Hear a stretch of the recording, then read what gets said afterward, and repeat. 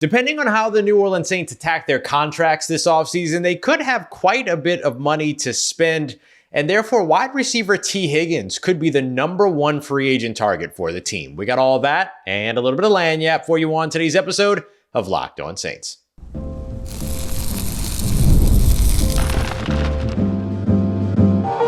You are Locked On Saints, your daily New Orleans Saints podcast, part of the Locked On Podcast Network, your team every day.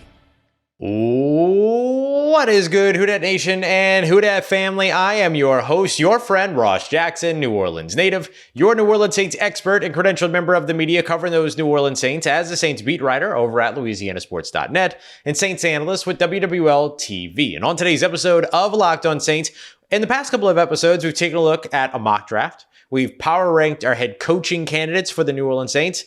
And so next thing I want to kind of take a look at ahead of schedule here is free agency. And why not? The New Orleans Saints have a couple of in-house free agents that they should keep, but one in particular they should fight to keep around. We'll take a look at the biggest kind of makeover need for the New Orleans Saints, which is clearly the offensive and defensive lines. But to kick us all off, I wanted to focus on the top free agent target that the New Orleans Saints should have this offseason and why I believe it should be Cincinnati Bengals wide receiver T. Higgins. We appreciate you very much, as always, whether it's your first time or your next time, for making us your first listen and for being an everydayer here on the show, which is a proud part of the Locked On Podcast Network, your team every day. Today's episode brought to you by our friends over at FanDuel, where you can get your season continued or playoffs started with a big return over at FanDuel. New customers can place a $5 bet and get started with $250. If that first $5 bet wins, just visit FanDuel.com to get started.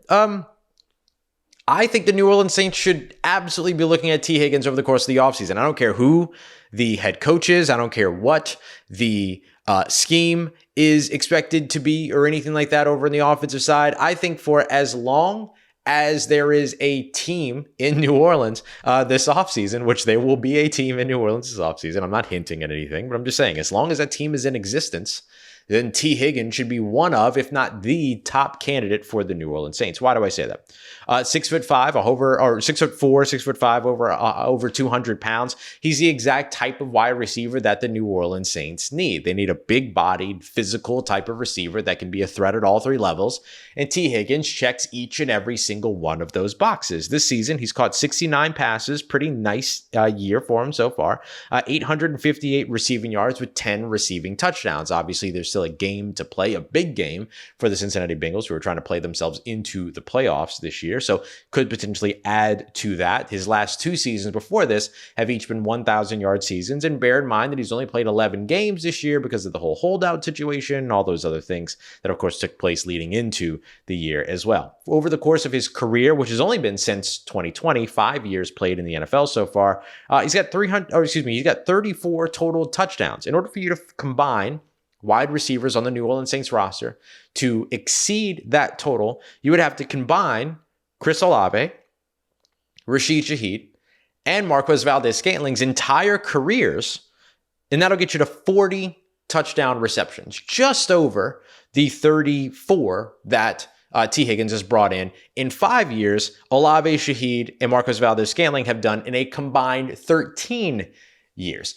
The New Orleans Saints need a scoring threat at wide receiver. And in my opinion, they don't presently have that. Remember, we talked about that with Chris Olave coming into this season. Incredibly talented wide receiver, has everything available to him in terms of being a star in the NFL, but has not had the scoring production that you would like to have from a wide receiver that you drafted in the first round. Still time to turn that around. Chris Olave is working his butt off to try to get back out on the field this weekend against the Tampa Bay Buccaneers. I don't think he needs to do that, but he wants to do that. That's all that matters. He's working towards trying to do that. Maybe he gets a touchdown or two in that game if he's able to get back, but more likely he gets an opportunity to be able to kind of add that scoring production that you're looking for him in that fourth year of his contract. You know the New Orleans Saints are going to pick up his fifth-year option. He's a first-round draft pick. And then in a couple of years, you're going to have to talk about an extension with him. So that's where we should get to the numbers and the figures when it comes to pursuing T. Higgins. Because I can already hear you screaming, Ross, the Saints can't afford T. Higgins. Yeah. No team can afford anybody. Every team can afford everyone. Both things are always true.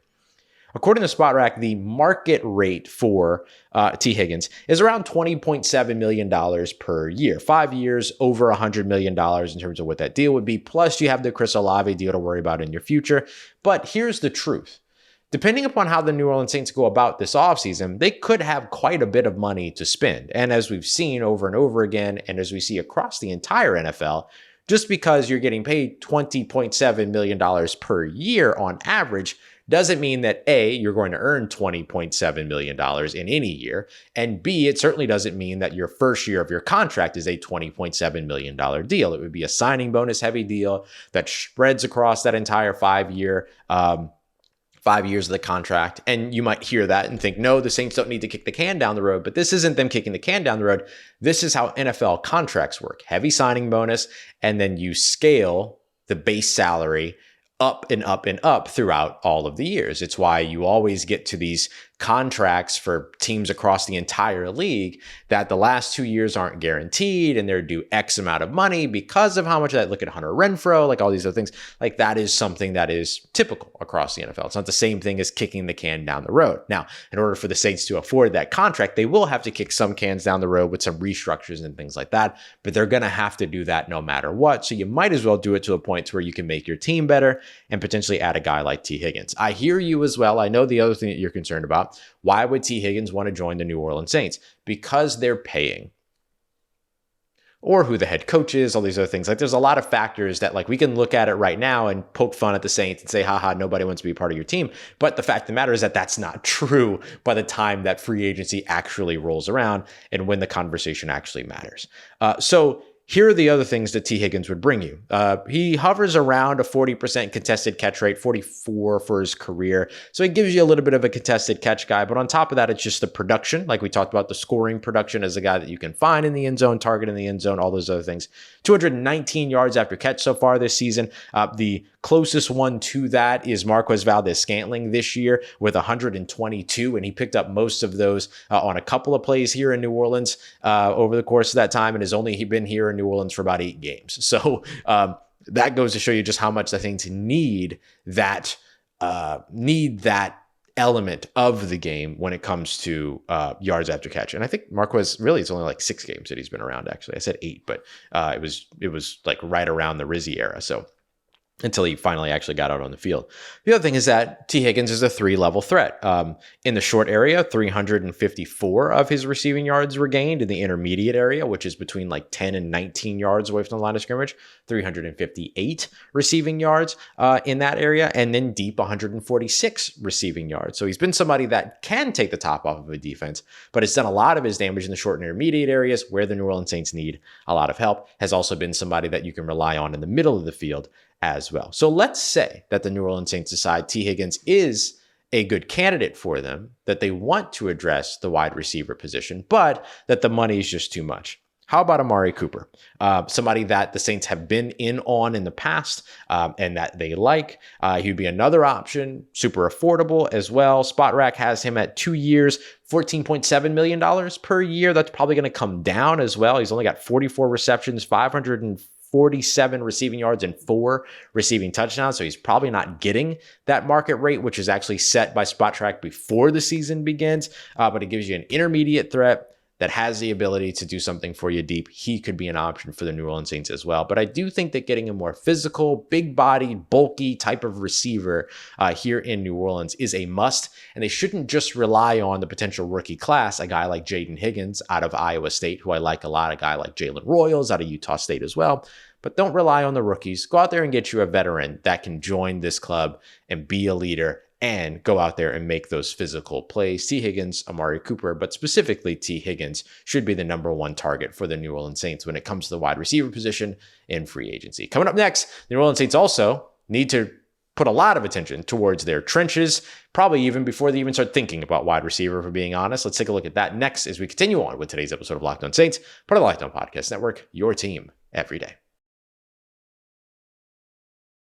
Today's episode of Locked On Saints is brought to you by friends over at FanDuel, America's #1 sports book. And with the playoffs on the way, the place where you can go to make the most of the postseason in the NFL, or you can check out the NBA and even more all across FanDuel. They have everything there for you to offer. One of my favorite things you can actually do over on FanDuel, and my good friend Tyler Rowland from over at Locked On NFL put me onto this one, is that you can actually do drive bets. So you can actually bet on how drives will end. Punt, punt, punt, punt. He's a Tennessee Titans guy, so obviously that's the one that he's often doing. But it's a pretty cool way to enjoy the game and kind of bet on how the flow of the game is going in a fun live betting manner. So you can get in on that. But also, if you're a first-time customer, you can put $5 down, and if you win that $5 bet, bam, you get $250 in bonus bets. All you got to do is win that first $5 bet as a new customer. So just visit FanDuel.com to join today. That's FanDuel.com for your chance at $250 in bonus bets. Make every moment more with FanDuel, an official sportsbook partner of the NFL. All right, family. Maybe even before they look at the wide receiver position, the New Orleans Saints need to be worried about reconstructing their trenches. That is the place where they probably need the biggest makeover on this team. I want to start with the defensive line because the defensive line is actually really interesting.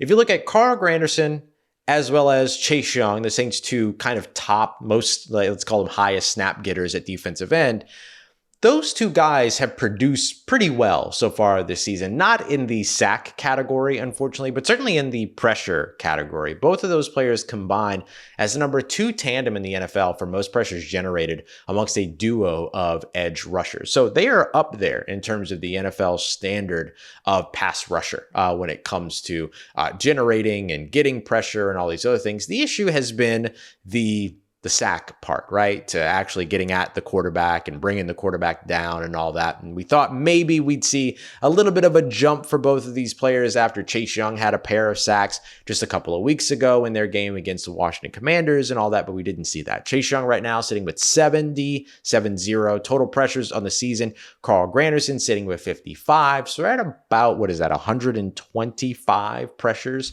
total between the two of them. Pretty solid stuff for both of these players. Chase Young is top 5 in the NFL. When it comes to pressures, Chase Young is number 17 in the NFL, but there's a lot of ties in between that as well. So totals wise, he's probably still up there. And really the only tandem that's up above them has been Danielle Hunter as well as Will Anderson over with the Houston Texans. And Danielle Hunter's pacing the NFL right now with 90 total pressures. Just an incredible year for him. Finally surpassing a guy like Aiden Hutchinson, who for a while was like still leading despite the fact that he had been injured for so long because he had that many pressures on the season. But these guys, Chase Young and Carl Granderson, have been productive as pressure players. They have not been as productive when it comes to getting sacks. 70 pressures for Chase Young, but only 1.3% sack percentage with 5.5 sacks on the season. Carl Granderson, a 1.2 sack percentage. So this isn't sack percentage. We're talking about the number of times that a player gets a sack on their pass rushing reps, percentage-wise, not comparison of pressure to sack in that situation. But Carl Granderson also sitting with 5.5. There's only a few players. You look at Jared Verse with 4.5 pressures. You look at Chris Jones with five sacks. That's, of course, somebody that plays on the interior. But there's only a few players that have as few or fewer sacks as Carl Granderson and Chase Young that have generated more than 55 pressures or 55 or more pressures on the season. These guys are low on that list. And again, the only edge rusher that's actually below them is Jared Verse. Chris Jones is an interior guy that can play on the outside a little bit. He sits at 5, but other than that, everybody is usually kind of on this list sitting at 8 sacks, 9 sacks, 9.5 sacks, 7.5 sacks if you want to go a little bit lower. But for the most part, Chase Young and Carl Granderson are kind of left out of the category or left out of the equation when it comes to how many sacks they're actually getting. Now, Chase Young has rushed the passer, he says, better than he has his entire career. And I think that that's true. You look at the pressure pace, but I think that's the sack pace is the thing that a lot of people are mostly concerned with. So with that being the case, you have to look at this team and say, okay, they could use one of those speed rushers off the edge that ends up being able to generate some greater pressure and everything. And obviously, like, there are going to be names like, where's Micah Parsons going to end up and all these other things if he does indeed leave Dallas. But I would call that a very unrealistic pursuit for the New Orleans Saints. Maybe a big part of what they need to do is get Chase Young back. But outside of that, I think continuing to add to this defensive line is important for New Orleans. Now, unfortunately for them, unless they want to go and get some of the aging guys out there's not a lot of free agents that are going to be hitting the market that are going to be able to come in and have an immediate impact as edge rushers for New Orleans. But they could build up their interior a little bit. There are some guys that are going to be on their way out here in the coming years, or here in the coming weeks. Coming months is probably more appropriate because we really don't know who hits free agency until March. But in the coming months, where they could potentially build up their defensive interior. But I just wanted to kind of highlight like where the Saints are in this really interesting situation, because even though they have those one of the top tandems of pass rushers in terms of pressure getters in the NFL, the Saints are still a middle of the pack team in the league when it comes to pressures as a whole for a team. I talked about the Houston Texans being a team that is above the New Orleans Saints in terms of a tandem that's generating more pressure with Danielle Hunter and Will Anderson. Houston Texans are number 4 in the NFL with 231 pressures. The New Orleans Saints are sitting at number 14 with 205. They just crossed the 200 pressure mark. And then beyond that, you look at pressure percentage, and then you have to take a look at it in an entirely different way, because New Orleans falls all the way down to number 24 in the NFL in that category. Let's call it 23, tied for 23 with the Cincinnati Bengals. Just for comparison, the Houston Texans number 2 in that category at 38.1 as opposed to 32.1. And then, of course, the ever important sack count. While the Houston Texans sit at number 3 with 47, the New Orleans Saints are all the way down at number 18, having not yet crossed the 40 sack threshold, still sitting at 38. So they're getting pressure with a couple of guys, but that's all that they're doing. They're getting pressure with a couple of guys. They're not getting the sacks that they need. So the defensive line is certainly in need of a makeover for the New Orleans Saints this offseason, or at least some dominating force that people actually have to game plan for because of that person's ability to get to the quarterback, and preferably get to the quarterback quickly, as opposed to these 5-second, 4-second snap counts that it takes for these, or clock counts, I guess you can say, that it takes for these present edge rushers to get to opposing quarterbacks.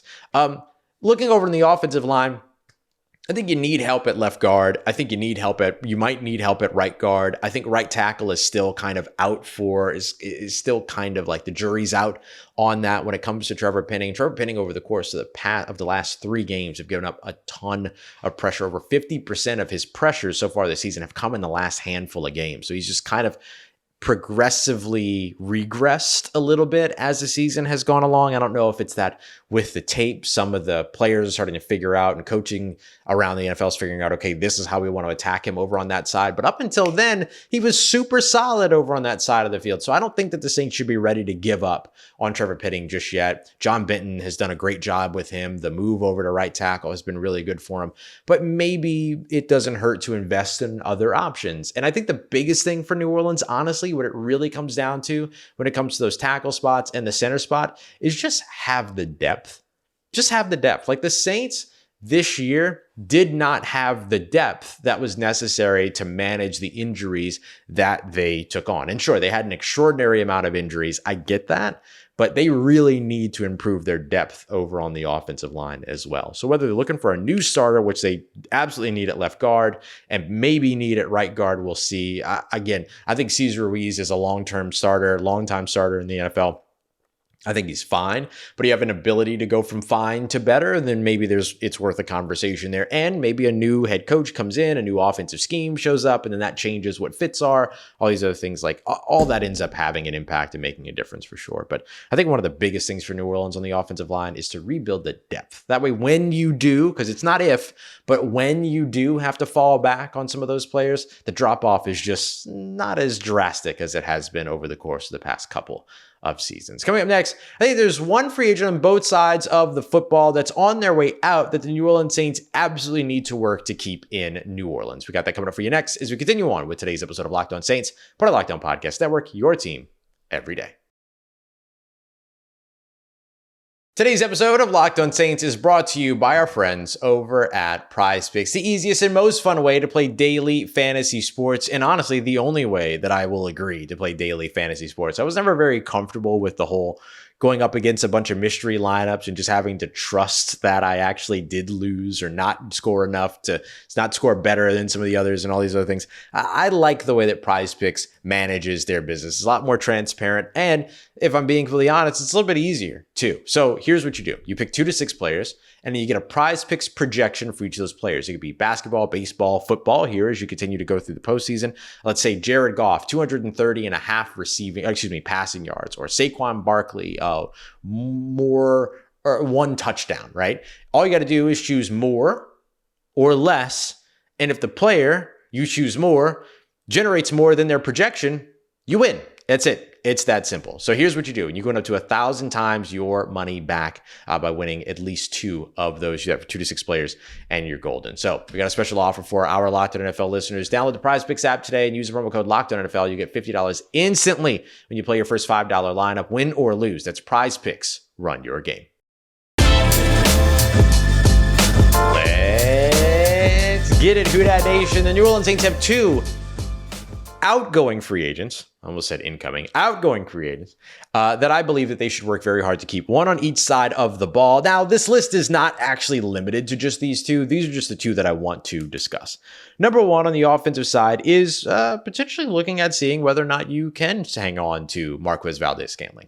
I think that you still have to go out there and find a big-bodied, physical route runner, receiver, all that kind of stuff. I think that's an absolute must for this team, no matter what. But having another 6'4" track star on your team, not a bad decision either. And being able to see what he would be able to do out on the field along with a Rashid, Shaheed, and Chris Olave would be big. Remember, the Saints went out and got Marquez Valdes-Scantling because they wanted a downfield threat after having lost Rashid Shaheed for the season, who underwent knee surgery. And then in the midst of that knee surgery, they found that it needed to be a larger kind of surgery, larger procedure, and that ended his season.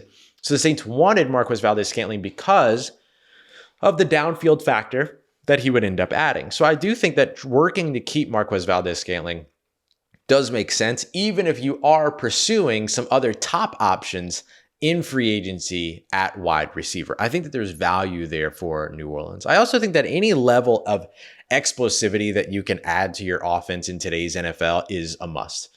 I think you have to have that. And I don't care who's throwing the football. I think you have to have the potential for the big play that keeps some pressure off your quarterback, all those other things. It's one of the things that made sort of the combination of Chris Olave and Rashid Shaheed really impactful against other defenses before you even run a play. Because you have a lot of defenses that are going to focus in on 12, focus in on Chris Olave, but that were also concerned about what it is that Rashid Shaheed would do over the top. So you would have to dedicate additional resources in coverage, dropping linebackers back into the middle of the field, all these other pieces that you don't have to do when those guys are not on the field. And to Marquez Valdes-Scantling's credit, he has found ways to impact games for the New Orleans Saints in certain situations. Obviously, he's been dealing with injury here over the course of the last little bit. In case you missed the update from yesterday's episode, he checked out fine on Monday, according to interim head coach Darren Rizzi. So we'll see if he's out at practice later on today. That will be a greater indicator of anything else. But to his credit, he's found ways to really impact football games for New Orleans, and it's clear that this system works for him. But what's been happening recently is that there's no other threat at wide receiver for the opposing defense to have to be concerned about. There's hardly been another threat at pass catcher for the New Orleans Saints that the opposing defense has had to be concerned about. Foster Moreau has been the most important pass catcher for this team over the course of the past past few weeks, but he's also had to sit back and block sometimes. And so you don't get him out there as a threat consistently enough for him to be somebody that defenses have to pay attention to. They inherently kind of get a down off every now and then when it comes to the tight end position. So if your biggest threat is at the tight end position, which is also being asked to help in pass protection, you're struggling. in the passing game. And that's where the New Orleans Saints have been, especially with Spencer Rattler under center, right? You already know that it's a rookie quarterback on the way. You don't have to dedicate as much in terms of resources of your personnel to coverage. And so therefore, send the blitz, send the pressure, do all those things. The offensive line is hurt. Get after the offensive line, send that A-gap pressure, which is what the Raiders did last week. That gave the New Orleans Saints a ton of trouble in that second half. Pressure right up the middle in young Spencer Rattler's face. That's going to impact a rookie quarterback or a young quarterback in the NFL. I shouldn't even just say rookie quarterback. And so not having the threat that a defense is forced to focus on has allowed the defenses instead to say, okay, let's take one player away. Don't let him get over the top. And now let's get a bunch of pressure on the young quarterback and then force some, negative plays out of that. And that's worked. Opposing defenses have been able to do that. That's not a slight at anybody. It's not a shot at anybody. It's not a hit at anybody. It's just that's what opposing defenses are doing right now. And it has worked. And that's what happens when your team is injured, when you have a young quarterback, and when you don't have any high-level receiving options, or you don't have your high-level, top-level receiving options, the guys that have been sort of dictated to be those guys when it comes to your roster. The Saints don't have that right now. And so I do think there's value in keeping Marquez Valdes-Scantling around so that if you have either or Rashid, Shaheed, or Chris Olave not on the field, and you have the number one guy that you've gone out there and signed in free agency, a T. Higgins and Amari Cooper or whatever, then you can go to Marquez Valdes-Scantling and continue to get him and continue to have that other field stretcher, deep level threat. And then if you lose the top one guy for a game, but you still have Rashid Shaheed and Chris Olave and Marquez Valdes-Scantling, you're probably pretty okay with that too, because there's enough to pay attention to as an opposing defense that allows you as an offensive coordinator to have your entire playbook, which I don't believe that either Clint Kubiak hasn't had or the playbook wasn't very extensive to begin with, right? So it's one of those two. I dare say it's probably that the playbook has been impacted because of those injuries, and that's what's led to sort of the predictability of what we've seen from the New Orleans Saints offense. But there was some predictability even before then too. Like there's growth to be had no matter what. Let's look over on the defensive side now. And I already mentioned Chase Young, so I'm not going to mention him again, but you know where I feel there. I think bringing back Chase Young makes sense for New Orleans if they can get that done. If they can't, no harm done. He goes and signs a nice contract somewhere. The Saints get a compensatory pick for it in free agency for next year. Gucci. But the guy on the defensive side that I'm actually thinking that the New Orleans Saints should work to keep, if he's healthy, is Paulson Adebo. Cornerback Paulson Adebo was a very important piece to this New Orleans Saints defense. His ability to force incomplete passes despite heavy target loads was pretty big. When you have a guy like Marshawn Lattimore on one side, that's a lockdown guy that no one's throwing at, you have to have somebody on the other side of the field that has the experience and that has the sort of short-term memory, quick reaction, all those other things to limit what might be coming his way. And I feel that Alontae Taylor playing over on the outside, kind of having to do I don't know if you've ever seen The Office, but they talk about like snip, snap. He's having to do like the snip, snap a bunch in terms of like, you're an outside corner, but you're playing in the slot. Psych, now you're playing on the outside. Go back to the slot. Psych, now you're on the outside again. And here you're on the outside permanently because we traded away the number one thing. So like, that's a tough situation to be a part of. But if Alontae Taylor prepares on the outside, goes through training camp on the outside, and has a solid option on the opposite side of him, like a Paulson Adebo, his game gets better. His game gets better. And I think that's something that the Saints should be looking at. Now, they could go to free agency. A guy like DJ Reed desperately apparently wants out of the New York Jets. I don't know if you saw this report, but if you think things are bad in New Orleans, here's what's not happening in New Orleans. A reporter over in New York spoke with some of the guys in the locker room, DJ Reed, after the game for the New York Jets, and asked DJ Reed if he wanted to be back in New York. And DJ Reed straight up said, nah, man, I'm looking forward to free agency. I can't wait to see what's next for me. Like, that's a situation over there. So it feels like it's the absolute worst when it's your team, but I promise you the New Orleans Saints situation is not the absolute worst situation in the NFL right now. Now that we'll see how things go over the course of the offseason, but certainly not the worst situation in the NFL right now. So, there are going to be players in free agency that the Saints can go to. Will Johnson at Michigan, the top corner in this year's draft, could be available when the New Orleans Saints are picking in the top 10 or at 10. And so they could mix up the cornerback position. But if you ask me, I know Paulson Adebo gets called for a lot of penalties and things like that. But goodness, he's just been a dude that does not allow receptions and does not allow touchdowns. And so I think that's something that the Saints could benefit from in terms of bringing back a veteran that's familiar and all those other things, depending upon what defensive system they play. But those are two guys that I'd like to see the Saints at least pursue to bring back in addition to Chase Young for 2025. All right, y'all. Coming up in tomorrow's episode, it's Crossover Thursday. Myself and James Yarko from Locked On Bucks breaking this one down. All the Falcons fans are Saints fans, and all the Saints fans want the Saints to lose. It's going to be very interesting to see how this game pans out, but we're going to break it down from every angle with James Yarko in tomorrow's Crossover Thursday. We appreciate you very much, as always, for making Locked On Saints a part of your day and a part of your routine, for making us your first listen. Make sure you check out Locked On NFL for your second listen over there as well. We appreciate you making us a part of your day, part of your routine, for saying yes to me on the show. As always, if you see me, please say hi. And if you need anything else around your New Orleans Saints in between these episodes, make sure you follow me on your favorite social media at Ross Jackson, NOLA. Hit me up. Let me know how the family's doing. Let me know how you're living. Let me know how you're momming them. And trust Who Dat Nation, I'll holla at you.